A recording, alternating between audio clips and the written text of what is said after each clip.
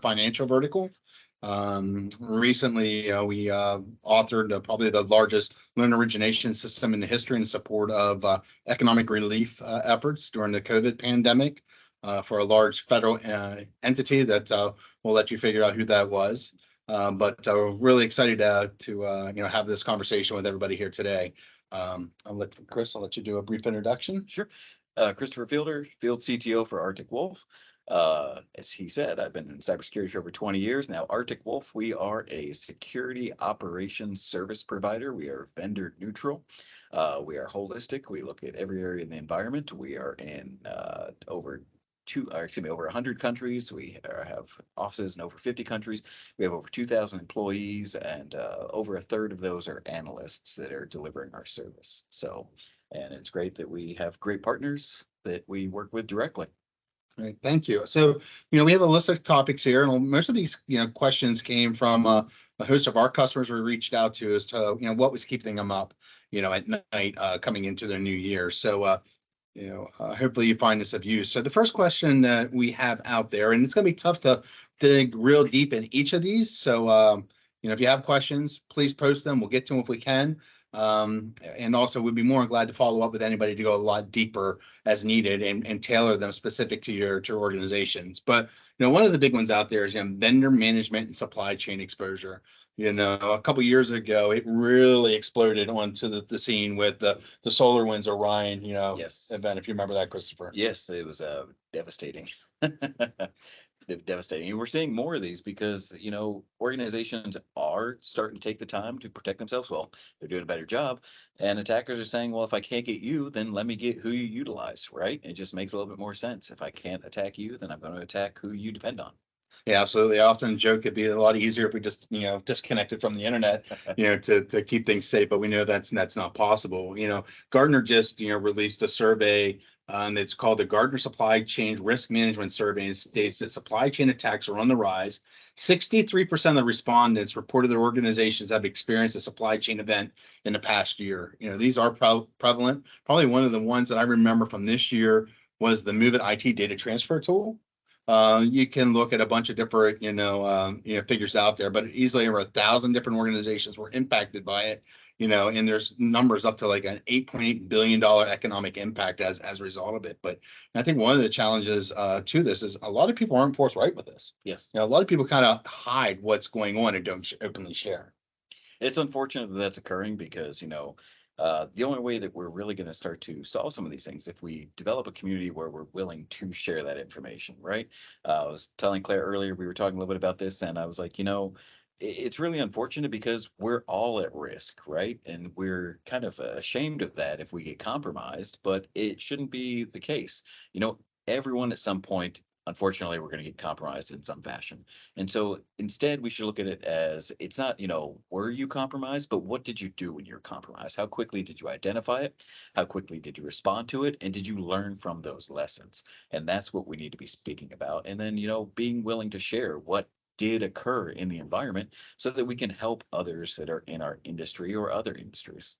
Yeah, absolutely. And, for us that have been, in the financial, sector for quite some time, we've been, down the path with vendor management and the regulatory requirements that go within that. And for many years, I believe vendor management was looked at as a checkbox to keep our auditors and our regulators happy. And that has changed immensely with what's going on today.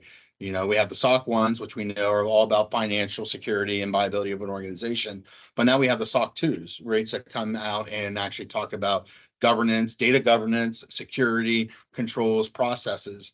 And they are just as equally important. We as financial, and I'm going to say we as a previous, CIO, director of operations, we need to take these very serious when we look at them. Not only that, we need to take a look at who's actually completing these audits for these organizations to make sure they're reputable, entities across the board. With that said, the one area that I would point out there that we need to take a look at when we're talking to organizations, in the supply chain is, disaster recovery versus cyber incident response and recovery. Two different things. A lot of times we take a look at disaster recovery. Disaster recovery, we invoke that plan. We want to take our most recent backup and we want to restore it as quickly as we possibly can to get back up in operation. But, Christopher, we were talking about earlier, you can't do that any longer in a cyber event and response. Absolutely not, right? Because it used to be the case where we were like, okay, well, we got hit with ransomware or whatever, we'll just restore from backup. Attackers are smart. Attackers are constantly changing their tactics, and that's the reason they're effective. And so the first few times they notice, well, they're just restoring from backups. Okay, well then let's infect the backups. That's happening. That's almost routine now. That's almost always going to happen with a ransomware case.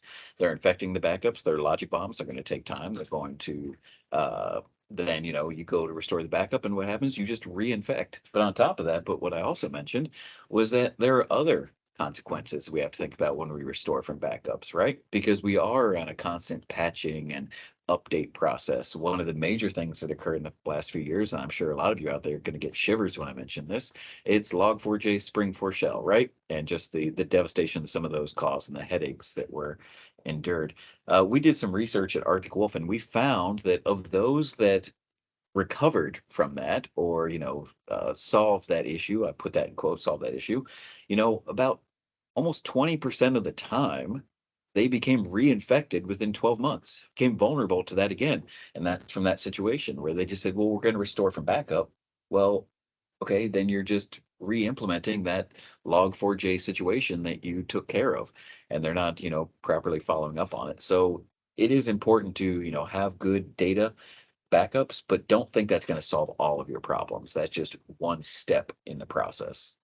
Yeah, absolutely. And I think, as I want to stress here, right, you need to put your vendors through the due process. You need to spend time looking and going over the SOC 2. You need to be looking for indicators out there, what their DR plans are and what their cyber response plans are too. Two separate things that you really need to look into, in a deeper aspect across the board. And I understand completely the idea of saying, you know what, I want to get a vendor because I want to transfer that risk. I want to say it's, let me turn it over to them. It's not my problem anymore. But if they're compromised and if you then compromise in turn, it is your problem again. Another major one was the Kaseya one, right? The Kaseya, because what happened there, those were security providers, right? So an MSSP, many MSSPs were infected, and you never think that you're going to be compromised by your security solutions provider, which is unfortunate. So again, do your due diligence. We want to have trusting relationships, but we also want to watch out for ourselves. So yes, absolutely look into who are you contracting, who are you working with, have they done their part as well, and always put yourself number one, right? Look out for yourself first. Absolutely. So, okay, let's go ahead and move on to the next one. So, 0-day events. Maybe you want to take this one, Christopher. Sure. 0 days are a major concern that all of us have because you can't plan for them necessarily, right? Because they've never been seen before. That's what a 0 day is. But that doesn't mean that we have to just kind of go at this unprepared. The way that we prepared Article for 0 days is we look for anomalies. We do anomaly detection. We look for deviations from baseline. You're going to hear a lot of vendors, especially tool vendors that are out there, that talk about identifying 0 days by doing that anomaly detection. There's only one problem with that, right? Is when you create a baseline of normality or create that, what is quote normal in your environment, then anything that deviates from that is going to trigger an alert. So you hire a new employee, you work different hours, you install a new piece of software, anything that's going to change that routine slightly is going to be seen as abnormal. It's going to trigger an alert. So a lot of those things that are looking for 0 days tend to be very noisy as well. So at Arctic Wolf, the way that we solve that is we pair the human with the tool, with the technology, with the artificial intelligence. We never just let those things go at it alone because you're just going to get buried under a mountain of alerts and noise, and that's more detrimental to your environment. So, we take all of that anomaly detection, we take looking for those deviations from baseline, and then we pair it with the humans that are verifying, what is actually occurring here, and we scale. So we're actually very proud that as we bring on more customers and ingest more data, we still maintain on average 1 ticket per customer per day. And that's including looking for things like those 0 days. So, would you, we hear the terms all the time about endpoint detection and response, extended detection response, management detection response, XCR, MDR, EDR. What would you say, best aligns to the offerings that Arctic Wolf brings to market. Sure. We consider ourselves a security operations company, which means, basically, what do you need from a people standpoint? Because that's the number one thing we hear is we just don't have enough people. We can buy all the tools in the world, but we just can't get people in the door to do the job. So security operations, and one of the main pillars of security operations is managed detection response. I said before that we're vendor neutral and holistic, meaning that, we work with whatever you have in your environment. If it is an EDR tool or platform, if it is an XDR platform, we work with those. We ingest that data. We also have some of our own technology that we can bring into environment to help us get that visibility. But again, MDR is all about the people. It's all about the service in and of itself that is independent, at least we believe, of whatever tools and technology that you work with. That way, we don't say that you have to have X, Y, and Z in order to utilize us. It's, what, we'll meet you where you're at, and we will grow alongside of you. That way, make sure you're fully covered at all times. Outstanding, outstanding. Guess we'll move over to the next one. So I see on the response, 45% of the people rated this as the number one question, cloud adoption and threat plane expansion. I guess the big thing that I would say here is the misnomer that cloud is less secure, which I don't believe that in any way, shape, or form. In the early days, maybe, but if you take a look at the largest players out there today, whether it be Amazon, Microsoft Azure, Google Cloud, Oracle, and so forth, they're used by just about, every regulated entity that's out there today, whether it be local, state, federal government, and so forth. So I think it's one of those things we need to realize cloud's here, and it's here to stay, and it's a tool in any responsible IT architect's belt. But that means we're now expanding that threat plane behind that entry point. Yes. Our firewall, we used to think for firewall in, those days are gone. Absolutely. There is no perimeter anymore, right? So the perimeter is just completely broken down. When I got into this, when I was young, a long time ago, we had a defined network perimeter where we said, this is our network, this is what we're in charge of, this is what we're going to secure. And now that is just completely broken down. We still have firewalls that we utilize, but we utilize them in a different fashion. And we say that, we don't have that strict perimeter anymore. And I do believe it is a misconception to say that cloud is insecure. That's not the case. Those big name companies that you mentioned are some of the most secure in the world, and they're not going to have customers if they don't have security on their side and protect what they're doing. I think where the breakdown is all of those big providers have a split responsibility model where they say, we are in charge of what is ours and our tech and what we're providing, and you are in charge of what is yours and what you are bringing to the table. And unfortunately, that's where it can break down as you work with some of those big providers, almost everybody does. And some assume, okay, well, and now it's just secure because I pushed it to the cloud or whatever. You also have to prepare and secure, the transport to the cloud from the cloud, and then the data at rest as well, and then how are you getting into it? Are you securing the credentials to access it? All that is your responsibility as well. So it's very important that you do follow up, and most of them have that split responsibility model written out. So make sure you're reading, what is your responsibility and how are you going to handle that? Can you give an example, perhaps, how Arctic Wolf, from a, I hate to use the word tactical in this aspect, right? Because cybersecurity is all about strategy, but tactically can help in securing a Microsoft Office 365 environment. Sure. Office 365, one of the biggest concerns with Office 365 is business email compromise.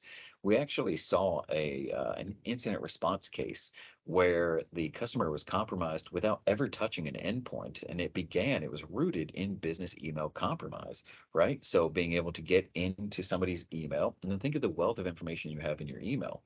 This particular attacker went through and did a search, and they found day one documents that the user got where help desk sent them, hey, this is how you get into the environment, this is how you VPN in, this is how you connect to the cloud resources. And the attacker utilized all that and basically cloned the exact same thing, used the credentials, just pilfered lots of personal identifiable information, and then exfiltrated that again out of the cloud without ever touching an endpoint.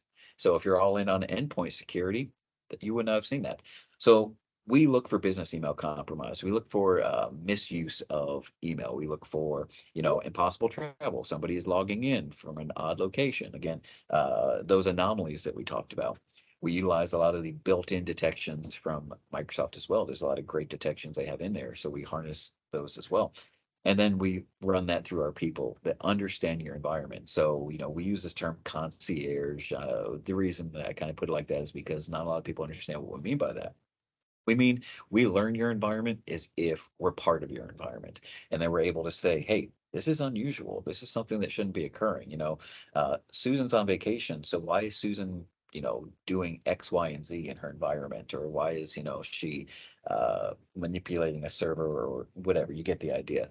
But yeah, so we're able to pair a lot of those alerts and detections that we get from O365 and then with our users, excuse me, with our analysts that can say, well, this is real. We need to actually take a look at this and dig in deeper.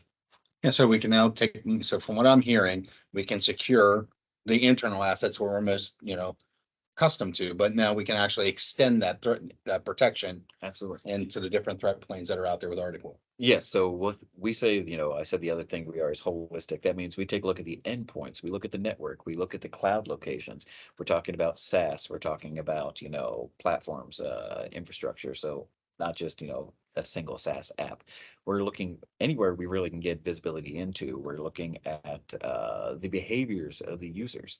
All of that feeds in. So the logs ingestion, like this traditional SIM utilization, we're a SIM alternative. We ingest all those logs because we say the only way we're going to be able to detect threats and find these attackers, find malicious activity, is if we look everywhere. And we don't want customers to have to choose, well, I've got a limited budget. I can only send you my endpoint data and my network data. Then we're missing out on a lot. We say, send us everything, right? That way we can say, okay, this is where the attacker is hiding. This is where we need to respond. Anything else you can think on this topic we want to touch on the? Cloud is just, it's here to stay.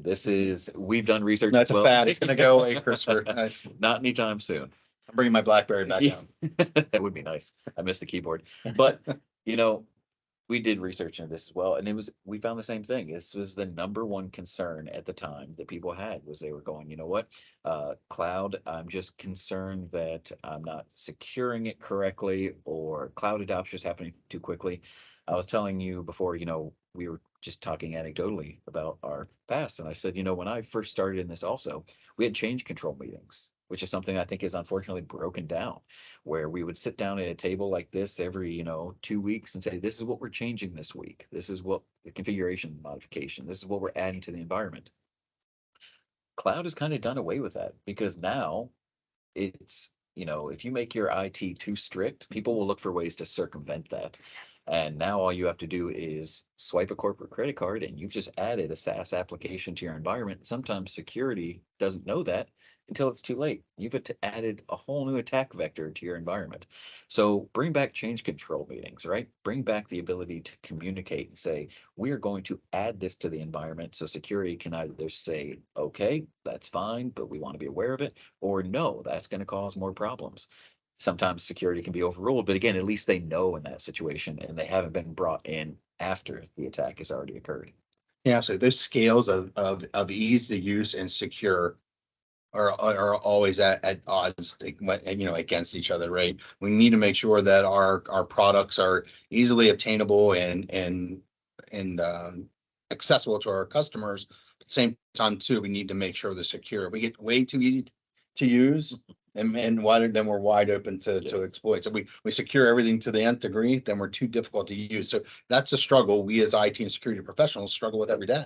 I'm all about bringing back the friendly face of IT security. I know that's kind of an odd thing to say, but there is that idea that there's some kind of rule their security department with fear and people are scared to report things, and that's the absolute wrong way to approach this. Make people encourage them to report things, and not be scared that they're going to lose their job or whatever. Another, one topic I bring up a lot is like phishing, right? And reporting phishing, where sometimes people are scared to. They clicked a link or they did whatever and they're scared to report it. My suggestion to most organizations is gamify it, make it fun, right? So say, hey, we're going to do a phishing simulation sometime this month. And the first two people to report that phishing simulation to me win a Starbucks gift card for $25. You can guarantee that month that every possible phishing attempt is going to be reported to you. So again, make it fun, make people willing to come to you and report these problems. Absolutely. So, all right. So let's move on to our next one. Probably one of the biggest buzzwords out there in IT today. Artificial intelligence, and rightly do. I use I'm going to use a Spider-Man quote: "With great power comes great responsibility." Absolutely. Across the board here. So sorry here, team, bear with me. But listen, I know there's efforts underway from most of the AI providers to build in safeguards in to ensure they're not used for the powers of evil, right? But we know that the bad guys are always going to look to find a way to use that. Is that enough? But one of the things that people really need to be aware of, and it really comes back to that cybersecurity awareness, is this new term deep fakes. Yes. Right. It's funny. Just last week, I got another text that said my CEO was in a meeting and, he needed me to send these gift cards out, across the board. You get that phishing emails that, reads, like broken English with misspelled words and so forth. And the truth is now with AI, those easy, identifiable aspects are disappearing, right? Absolutely. They're worded perfectly and Yep. they look legit. Yeah, that used to be something we said is, hey, if this sounds weird or if you see a lot of misspellings or just, contextual errors, then it's probably wrong. You can't do that anymore because now, as you said, it's perfect almost, right? I mean, it sounds like anybody else would write it. It sounds completely legit. Sometimes it has a lot of context and like, wow, I can't believe AI wrote this. The other thing is I think that, the dependency on biometrics, some of them is going to start to go away. If you see, voice recognition, but it can, simulate or modulate those voices so perfectly that it goes, it matches identically. And the same thing with facial recognition. And if you're able to do a deep fake of a face, then biometrics, it's eventually going to disappear, less dependency upon it. At least some of it, we still have to use like fingerprints, but even then there's a way around it. So that's why it's so important to go back to the basics of things like multi-factor authentication. You don't rely on just a single source, right? So put multiple layers in there and then just good old fashioned, some very strong passwords that you tie with that, 12, 14, 18, whatever, 20 characters, multiple, configurations of it. That way, if something does fail like biometrics, then you can still have that additional layer to where you're not going to get past that. AI is a topic that we actually did a lot of research into recently, and we found that a lot of organizations are approaching this apprehensively, which we think is the smart way to approach it, where they're saying, you know what, I'm prepared for AI like cloud. I know that it's not going to go away, but I'm approaching it cautiously because I don't want to over rotate on AI and just say I want AI everything. A colleague of mine actually brought something up I thought was very interesting is, there's this misconception that we're going to go out there and we're going to say, hey, I need AI, sell me AI. That's not the way AI is going to get into your environment. AI is going to have a little bit of a sneakier approach into your environment where vendors are going to incorporate more AI into their tools and into their offerings. And then you're going to go, oh, now suddenly everything has AI components of it. So, we have to be prepared for AI to just kind of start to slowly roll into the environment. And the last thing I'll leave with AI is talking about, going back to our 0 day conversation. I said the way that we detect that is with that baseline normality, right? And AI does that. AI goes through and just creates that baseline, says any deviations from it is abnormal. We've seen where attackers are actually using that same approach because think, okay, if security can create a baseline of what is normal and then trigger an alert off of anything that deviates from that, then attackers can just observe, create a baseline of normal and say, don't deviate from that. Right. So as I operate, live off the land or whatever I'm doing, kind of exist within that space. That way we won't trigger alerts, go slow, go low, go within certain time frames. Don't, send too large of data packets. So there's lots of things they can do to try to keep from triggering those alarms. And AI is going to make it more difficult later on to detect some of those things. And it's going to become an AI arms race of is your AI more powerful than my AI? And the deciding factor in that situation is going to be people. It's going to be who's got the best people behind the AI that's utilizing the AI correctly. So that's why we at R2 Wolf believe that AI is excellent, but AI is a tool that's used to empower your people, not replace them. That's a great point, a great point. So, which kind of dovetails a little bit into the next, component is, employee cyber security awareness, right? At the end of the day, I have a feeling, or it's my belief, we could buy the best of the tools, we can put in the best of the processes, we can put in the best of procedures and even monitoring, but if our employees aren't aware, Yes. they could all be for naught. This is recently proven, right? So the was it the MGM situation? Was it MGM? Yeah. Yes, an MGM situation where I believe it ended up costing them $100 million when everything was said and done. And when they took a look at what actually caused it, it was simple social engineering. Somebody called the help desk, somebody called the people that should know better and said, "Hey, could you change my password? Could you give me credentials in?" And they leaned on them and they absolutely were able to do it. Another good example is the Uber breach, right? Where you go, okay, well, Uber, wasn't that a failure of multi-factor authentication? Remember that one where they MFA bombed everybody and they said, hey, send those alerts, wait for somebody to click on it. Well, the person they were targeting didn't click on that MFA alert.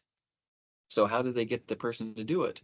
They ended up calling the person directly and saying, hey, we've been sending you these MFA alerts because we're testing it. You haven't accepted. And the person went, oh, I didn't know. I'm sorry. And then accepted. So it was a combination of MFA failure and social engineering. So this all goes to show that we have to train our people because we can't have the best tech in the world. We can't have the best security teams in the world, but they're always going to be playing catch up because they're finding things that they have to detect and respond to. And if we can really eliminate that, if we can prevent it, it's by educating our users because unfortunately they are the weak point. And I don't say that as an insult. They just unfortunately are. They are the ones that the attackers will go after. So we need to spend time and actually educate them and let them know they are being targeted. And it's not a difficult thing to do, right? Just let them know some of the basic rules and just kind of keep it going.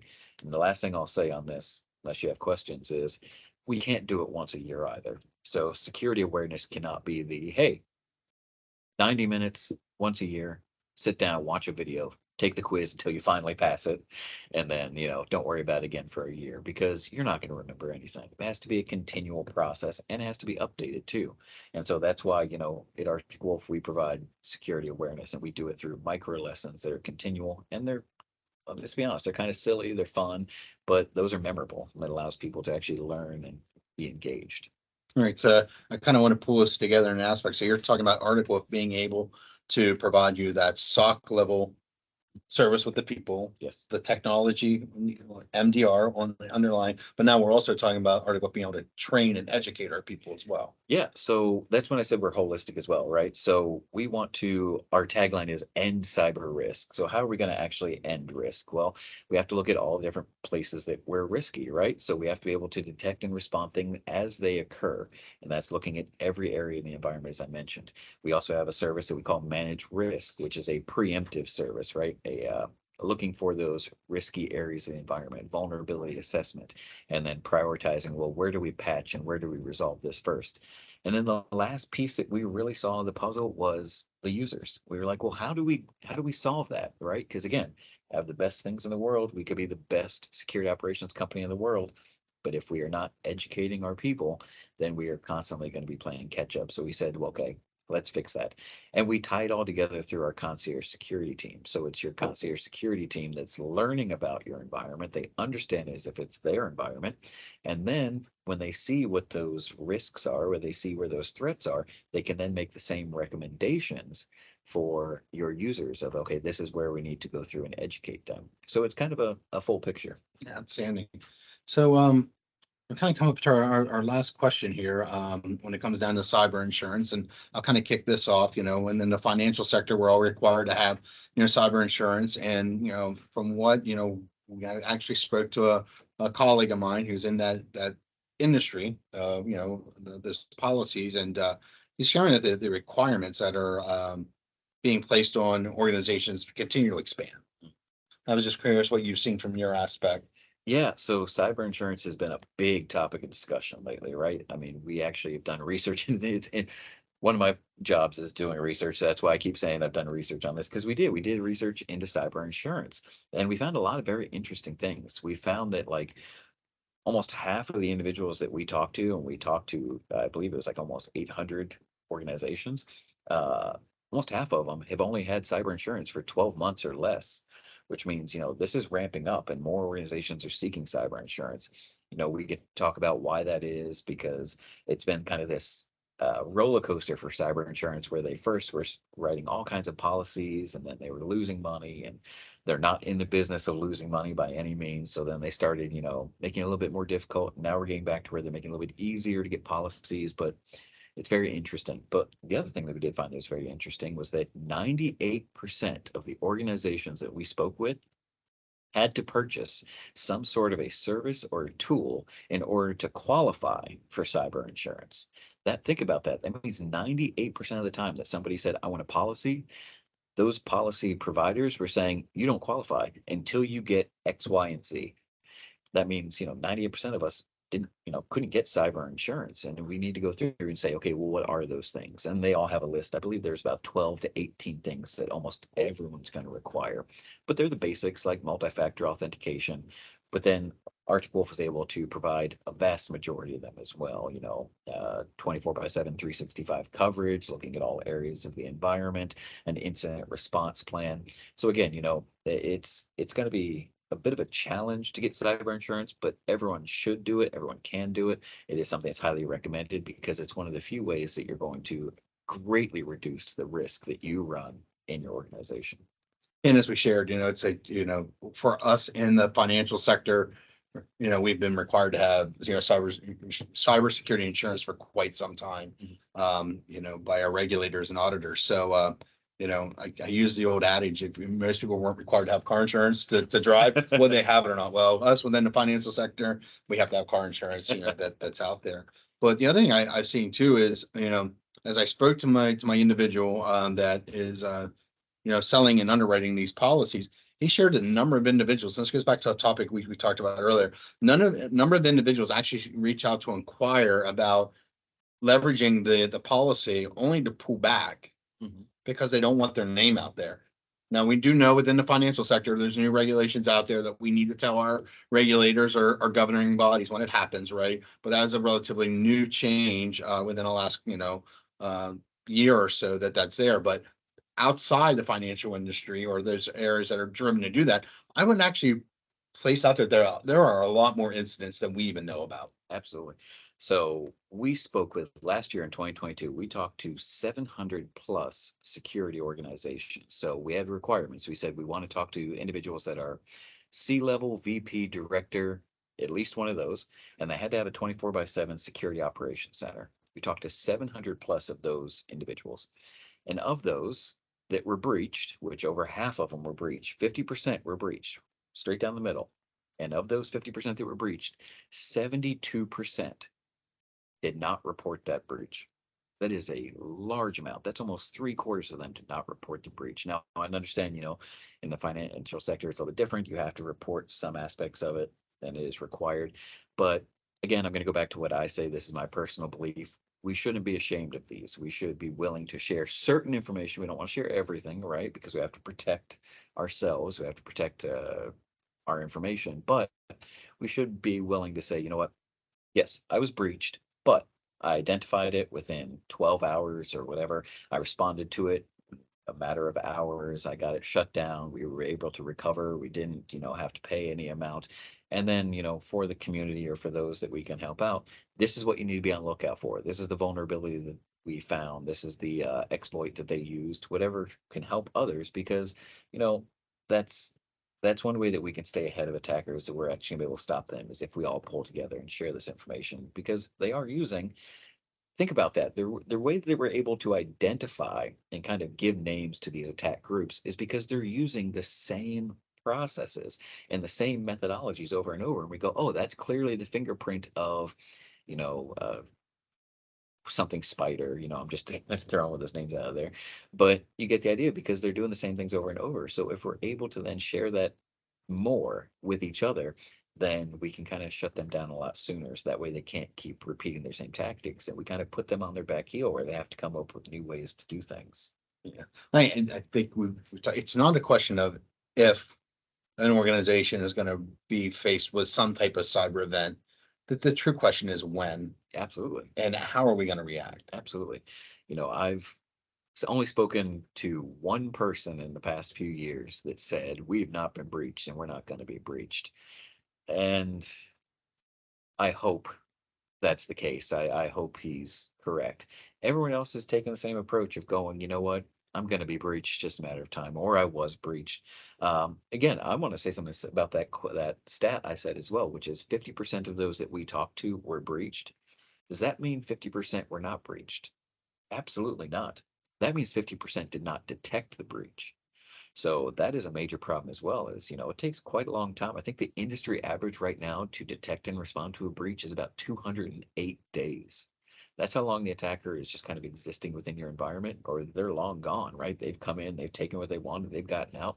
Now it's 200 days later and you've just detected it. That's a major concern as well, because then you have to go back and go, do I even know what all they took? And have they come back in? There's a lot of problems with that. So, uh, if I could just kind of brag about ourselves here real quick and Please do. turn it back over. Arctic Wolf, because we use, like I said, people, processes, technology all combined, the industry average is 208 days to detect and respond to a breach. In 2022, we took a look at a year's worth of breaches that we responded to. We found that our average time was 30 minutes. 30 minutes to detect and respond to a breach. We took a look at the same 12 months of data in 2023, and we found that we actually had it marked down to 24 minutes. So we reduced it by 20%. We're really proud of that. But then, as soon as we said we got down to 24 minutes, somebody said, good, let's get it under 20. So we want to keep trying to push it a little bit further. And there's always ever improving, improving. But so, I would think, in full disclosure, everybody, so prior to joining, Summit Technology Group, as the CIO and director of bank operations, I worked hand in hand with our information security officer, and we actually brought in Arctic Wolf. This was before, I was sitting here as a partner, right, across the board. And one of the things I realized, as a financial institution, our job was actually protecting and lending money to our customers, right? To provide those financial services. And I recognized quickly that I needed a partner that was a security expert, where their job was to wake up every day and worry about securing my environment, and they could do it for me 24/7, 365. And I feel that's what Arctic Wolf brings, to an organization. Absolutely. So I will say this, right? So I'm not a salesperson. That's not my job. If I can make a recommendation, it's that, right, people are the best thing you could have for your environment. If you can hire people that you can use internally, that is great. But we know that that is difficult. It's called the security skills gap. They've given it a name because it's such a problem. We just can't get people that are applying for the job. And unfortunately, I saw a crazy statistic, don't quote me on this, but I believe it was something like 68% of security analysts that you have out there right now are actively working on their resume and looking for other positions, because they know that there's so much money to be made. How much you're paying them could be, greatly increased by somebody else offering it to them. So people are the key here. And so that's why I say, what, a tool is never going to replace the people. A tool is something that they utilize, but that's why we exist. And, Arctic Wolf is here to kind of solve that people problem. Or I just say, whatever you can do. My main recommendation is, don't try to fill the gap of people with more tools and technology, because it's ultimately going to backfire. So yeah, that's kind of my thought there on that. Yeah, I appreciate that. So we really tried to keep this consultative versus, trying to, sell product, right? To talk about some of the different trends and so forth we're seeing out there. So, Gio, just to prove that to everybody out there in the World Wide Web, I can take directions. I was asked to keep this to 145, and I'm at 143. But are there any questions from the group that we could try and answer?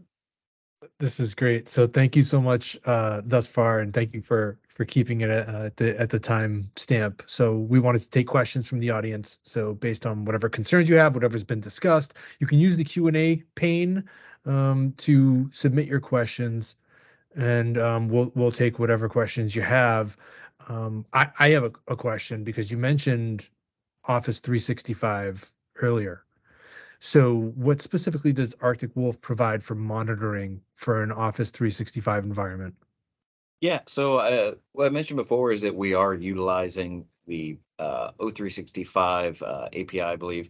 So we're able to utilize a lot of the built-in detection mechanisms that are in there. We also pull data directly from it, not personal identifiable information. We're not pulling in your emails, but we're able to look for impossible travel. We're able to look for unusual activity. Again, that's all kind of rolled into our platform. And then we have Arctic Wolf Labs. Arctic Wolf Labs is our threat intelligence team that's constantly creating new indicators of compromise, detection mechanisms, and what's the latest threats that are out there and building alerting off of that. And that's based on pulling in that telemetry from O365. Great. And it is Arctic Wolf MDR, XDR, or EDR? Yep. So yeah, I mentioned that before. So that one, we are an MDR provider. So I mean, remember, security operations, MDR is one of the things that we do. On top of that, we work with all the EDRs that are out there. The major players, the XDRs. I believe basically everyone that was EDR is now XDR. It's just changing the name, but by being vendor neutral, we're able to work with that. So whatever tools you have, we will work with. And if we're not able to get to all the questions, if you have questions later on, if somebody comes to you with questions, please feel free to reach out. I'm more than happy to talk to anybody that's out there and answer any questions you may have. Absolutely. All right. Anything else? We have no more questions at this time. Anything else, Claire and Christopher, that you'd like to touch upon, maybe outside of the realm of the topics that we initially chatted about? No, I would say the only thing that did come to mind is you're going through your vendor management exercises now, probably asking if the organization is leveraging AI Yes. within their product set would be a great forward thinking, aspect to include to that vendor review, to kind of get out in front of what's out there. But I think we've kind of run the gamut here pretty well here this afternoon. Last thing I'll leave it with is, if you are going through and taking a look for cyber insurance, renewing your policy or whatever, we know that policy premiums are increasing, never fun. Arctic Wolf can absolutely, we can't guarantee a lower premium, but we see anecdotal evidence of where we've helped lower premiums. On top of that, if you use 2 of our services, we have a warranty. So there's $500,000 for 2 services, $1 million for 3 services. That is not a gimmick warranty. That is pretty basic as it sounds. You get 3 services, you're backed by $1 million. And guess what? Insurance companies love that because it shows that somebody else is carrying some of that weight as well. And that can help you with those premiums also. And I'll just leave you with that. Like I said, any questions, thoughts, please feel free to reach out. I'm always happy to speak with everybody.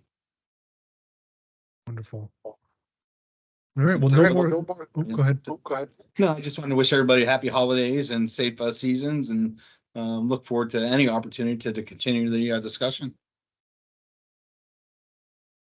Absolutely. Thank you, everyone. It has been a great discussion, and Claire and Christopher, thank you for your time. We look forward to discussing initiatives and challenges with everybody that's joined. So, yeah, enjoy the holidays, and here's to an even more secure 2024. Thanks so much. Thank you, everybody. Enjoy the rest of your day.